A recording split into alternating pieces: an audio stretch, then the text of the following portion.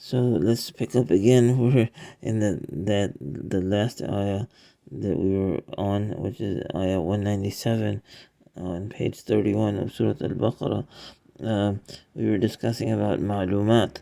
So it comes from the root alima, but then when you make it so the way to get the passive of alima, make it into a passive noun, is of course like we discussed in Surah Al-Fatiha with maghdub, ghadiba, you add mim with a fatha in the beginning of the first mnemonic, before the first mnemonic, and the first mnemonic gets a sukoon, so it becomes ma or maghdub ma'lum.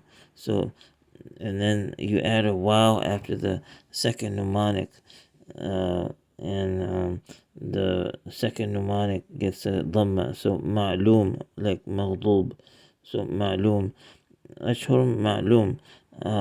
But why does Allah subhanahu wa ta'ala add a alif ta at the end?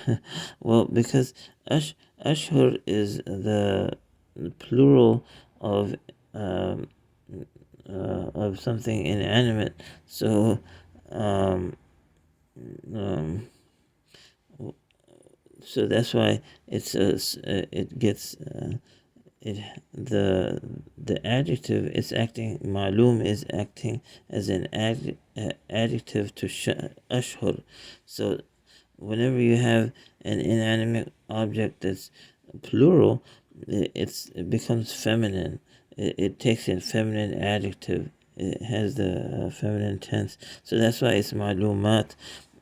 Alif ta is describe is the is is a is a plural adjective describing the plural noun ashhur. Uh, so um, so and actually it should be ma'lumatun, like just with a regular ta marbuta, but in Islam we know that the entire universe is living, and it's alive, and so even the months, the months are are something that's they're living. So they're when the so that's why it's given alif ta. Usually alif ta is reserved for something that is alive, some feminine beings that are alive. But so here it's used for ashhur, meaning that it's sort of living. The months are these months are living.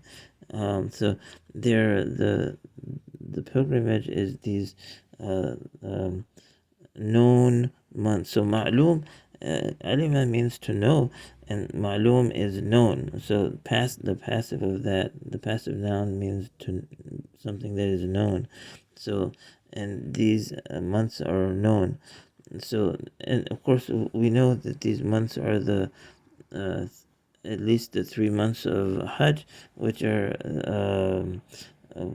usually the months right after Ramadan, Shawwal, Dhul Qa'dah, and Dhul Hajjah.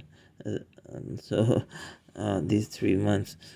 So now let's move on to another example of the short, like a noun sentence, which is at the end of Surah At-Tawbah on page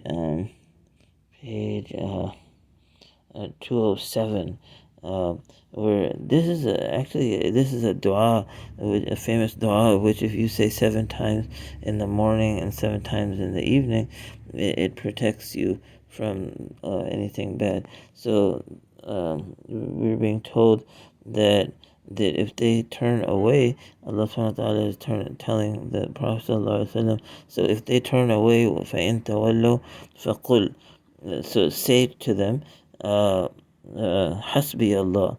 So this is the part that I was going to point at. So this dua has three simple sentences: Hasbi Allah, So hasbi is the first noun, and Allah is the second noun. So hasbi, it comes from the root ha sin ba, and it means to be adequate, and it's attached to a suffix pronoun, which is the first person singular, which is ya hasbi. So let's stop there.